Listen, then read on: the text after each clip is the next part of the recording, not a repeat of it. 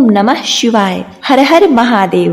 प्रिय भक्तगणों, आज मार्गशीर्ष मास कृष्ण पक्ष की त्रयोदशी तिथि है तथा आज गुरु प्रदोष का व्रत है और शत्रुओं के विनाश के लिए भी यह व्रत अति फलदायी है। वहीं अग्नि पुराण में कहा गया है कि कोई अपनी सात्विक मनोकामनाओं की पूर्ति के लिए 1 वर्ष तक सभी प्रदोष व्रत को कर ले तो उनकी वह मनोकामना अवश्य ही पूर्ण होती है। व्रत करता धन्य धान से संपूर्ण होता है तथा जो लोग व्रत करते हैं और जो लोग व्रत नहीं करते हैं उन्हें भी प्रदोष व्रत कथा को अवश्य ही श्रवण करना चाहिए, क्योंकि शिव लीला को सुनना 1 दिन के रुद्राभिषेक का फल प्रदान करता है। आज मैं सुना रही हूँ गुरु प्रदोष व्रत में सुनी जाने वाली शिव पार्वती जी की बड़ी ही दुर्लभ गुरु प्रदोष व्रत कथा, जिसे आप सभी भक्तगण बड़ी श्रद्धा तथा प्रसन्न चित मन से पूरा अवश्य सुनिएगा। एक बार की बात है, एक शहर में एक बहुत ही धनवान व्यापारी रहता था। उसके पास मेरे जैसा ही एक वफादार पालतू कुत्ता था। अचानक वह धनी व्यापारी बहुत ही गरीब हो गया और उसे अपने कुत्ते को छोड़ना पड़ा। उसने अपने एक साथी व्यापारी के पास अपने कुत्ते को गिरवी रखकर 10,000 रुपए का कर्जा लिया और उसने एक नया काम शुरू कर लिया। और उसने अपने साथी व्यापारी से कहा कि जब तक मैं आपके 10,000 रुपए नहीं चुका देता तब तक मेरा वफादार कुत्ता आपके पास गिरवी रहेगा, और जिस दिन मैं 10,000 रुपए चुका दूंगा मैं अपने कुत्ते को वापस ले जाऊंगा। ऐसा कहकर वह व्यापारी वहां से चला गया। वहीं कुछ समय बाद उसके साथी व्यापारी की दुकान में चोरी हो गई और चोर उसका सारा सामान चुरा कर ले गए। वही उस वफादार कुत्ते को पता चला कि दुकान में चोरी हो गई है तो वह कुत्ता चोरों के पीछे पीछे गया और उसने वह जगह देख ली जहां पर चोरों ने चोरी का सामान छिपाया था। फिर जगह देखने के बाद वह कुत्ता दुकान पर वापस आ गया। फिर सुबह जब व्यापारी सोकर उठा और अपनी दुकान खाली देखी तो वह एकदम से रो पड़ा। वहीं साथ में उसके घर वाले भी रोने लगे। व्यापारी तो बिल्कुल पागल सा हो गया, क्योंकि उसकी दुकान का सारा सामान चोरी हो चुका था। लेकिन इधर वह कुत्ता बार बार मालिक का पायजामा खींचता हुआ घर की दरवाजे की तरफ भागता है, जैसे वह कुत्ता उसके मालिक को घर के बाहर ले जाना चाह रहा हो। आखिर उसके मालिक के एक दोस्त ने उसको सलाह दी कि लगता है कि यह कुत्ता चुराई हुई चीज के बारे में कुछ जानता है, इसलिए आपको बार बार पकड़ कर खींच रहा है। हमें कुत्ते के साथ इसके पीछे पीछे चलना चाहिए। फिर ऐसा सोचकर व्यापारी उस कुत्ते के पीछे पीछे चला गया। उस व्यापारी को उसी स्थान पर ले गया जहां पर उन चोरों ने उसका सामान छिपा रखा था। फिर उस जगह पर जाने के बाद उस कुत्ते ने जमीन खोदनी शुरू कर दी और भौंकना शुरू कर दिया और यह बताने की कोशिश की कि सामान यहाँ नीचे छिपा हुआ है। फिर व्यापारी और उसके मित्रों ने वहां पर जमीन खोदी और अपना सारा सामान पा लिया।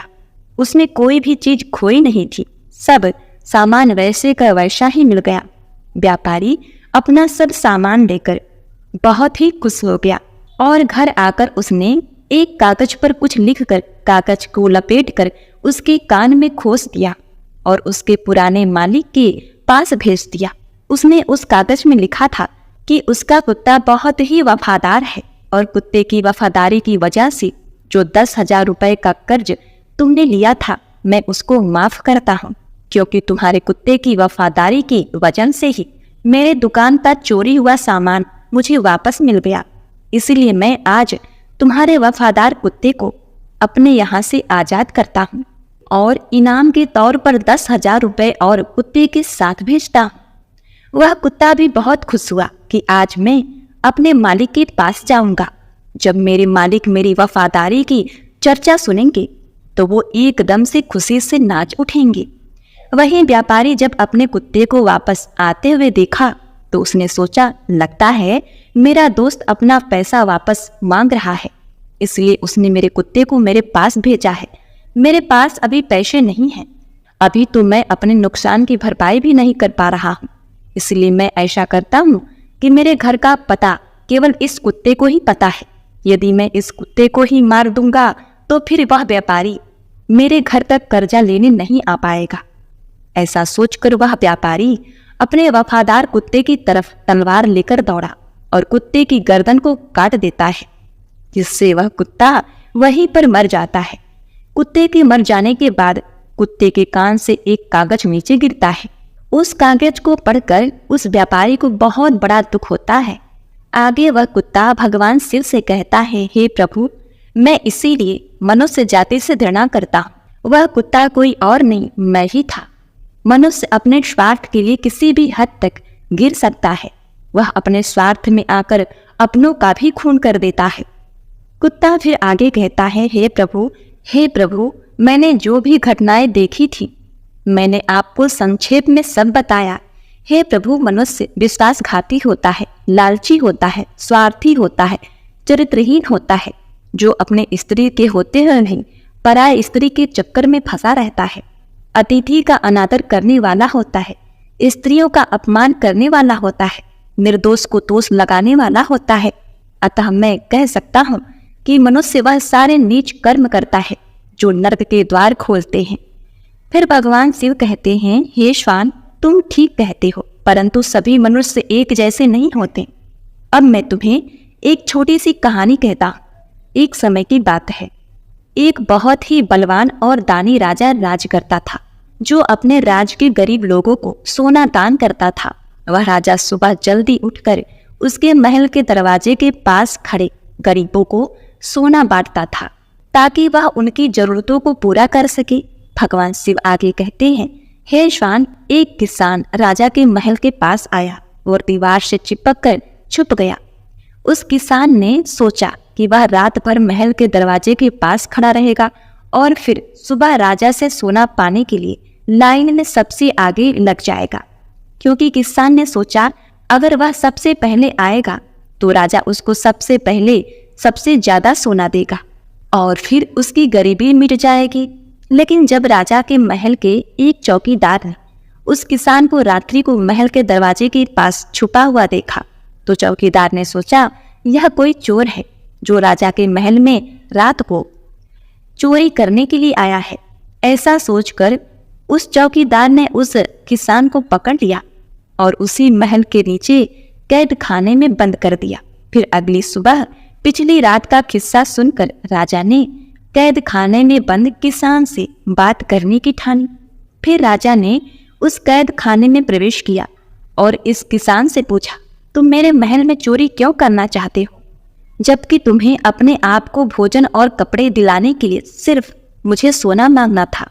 क्या तुम्हें पता नहीं कि मैं तुम्हें यह सोना खुशी से दान कर देता?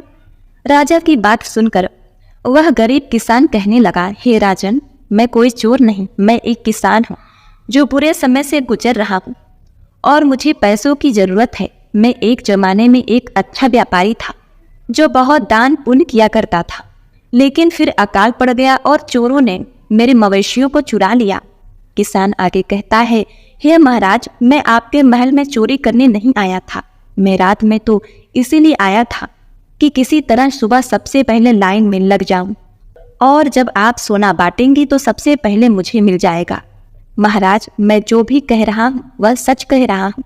किसान की बात राजा के दिल को छू गई और उसने अपने सिपाही को उस किसान को कैद खाने से छोड़ने का हुक्म दिया। फिर राजा ने उस किसान को 50 सोने की मोहरें दी, जिससे वह अपनी जिंदगी बना सके। फिर किसान ने राजा को धन्यवाद दिया और अपना सोना लेकर अपने घर चला गया। लेकिन किसान उस 50 सोने की मोहरों से भी संतुष्ट नहीं था। हर रात को वह महल के दरवाजे के पास इंतजार करता था और हर रात को महल के दरवाजे के पास आकर सुबह होने का इंतजार करता था। और हर सुबह राजा आता था और उसे 20 सोने की मोहरें प्रदान करता था। इस प्रकार 20 सोने की मोहरें वह कई दिनों तक प्राप्त करता रहा। आखिरकार राजा ने किसान से एक दिन पूछ ही लिया कि जब मैंने तुम्हें इतना सारा सोना दिया है तो तुम रोजाना मेरे महल में क्यों आते हो? क्योंकि मैं जानता हूँ कि मैं तुम्हें इतना सोना दे चुका हूँ कि अब तुम गरीब या भूखे नहीं हो। फिर किसान कहता है, हे महाराज, मैं आपके जैसा बनना चाहता हूँ। राजा कहने लगा, यदि तुम मेरे जैसा बन जाओगे तो क्या तुम इस राज्य के गरीबों की मदद करोगे? किसान ने कहा, हे राजन, यदि मैं आप जैसा बन जाऊंगा तो मैं इस राज्य की गरीबी को मिटा दूंगा। उस किसान की बातों से प्रभावित होकर राजा ने अपना आधा राज उस किसान को दे दिया और उसे आधा धन भी दे दिया। फिर राजा ने कहा, लेकिन तुम्हें वादा करना होगा कि तुम हमेशा उन लोगों की मदद करोगे जिन्हें तुम्हारी मदद की आवश्यकता होगी। फिर किसान ने राजा की बात मान ली और राजा ने अपना आधा राज और आधा धन उस किसान को दे दिया। भगवान शिव कहते हैं, हे श्वान, इस प्रकार कई साल गुजर गए। वह किसान बहुत धनवान हो गया। उसने राजा के द्वारा प्राप्त धन से बहुत सारा धन एकत्रित कर लिया और फिर उस राजा से भी ज्यादा उस राज्य के गरीबों में वह धन को बांटने लगा। फिर राजा किसान के बारे में यह सुनकर बहुत खुश हुआ कि वह गरीबों की मदद करता है। उसे पता था कि दूसरों को देने में ही दुनिया का सबसे बड़ा सुख है और किसान ने भी यही सबक अच्छी तरह से सीख लिया था कि वह अपनी धन और अपनी खुशियां दूसरों के साथ बांटेगा। फिर किसान और राजा ने दोनों ने मिलकर अपने राज्य से पूरी तरह गरीबी का अंत कर दिया और प्रजा सुखपूर्वक जीवन जीने लगी। फिर भगवान शिव कहते हैं, हे स्वान, इस कहानी से साफ हो जाता है कि संसार में सारे मनुष्य एक जैसे नहीं होते। जो जैसा कर्म करता है उसे वैसा ही फल प्राप्त होता है। फिर कुत्ता बोला, ठीक है प्रभु, आप मुझे जो भी रूप देंगे वह मुझे स्वीकार होगा। फिर भगवान शिव ने उसे कुत्ते को मनुष्य रूप में पृथ्वी पर भेजा और उसने धर्म के मार्ग पर चलकर मोक्ष की प्राप्ति की। अतः जो भक्तगण भगवान शिव की कृपा प्राप्त करना चाहते हैं उन्हें भगवान शिव के निमित्त नित्य शिवलिंग पर जल चढ़ाना चाहिए और सत्य वचन बोलना चाहिए। जीवों के प्रति कटुता नहीं दिखानी चाहिए, क्योंकि भगवान शिव खुद पशुपति नाथ हैं। जो जीवों पर दया करता है भगवान भोलेनाथ उसे सुख, समृद्धि, वैभव और मोक्ष प्रदान करते हैं। तो एक बार प्रेम से बोलिए, पार्वती पते हर हर महादेव। ओम नमः शिवाय। बोलिए उमापति शिव शंकर भगवान की जय।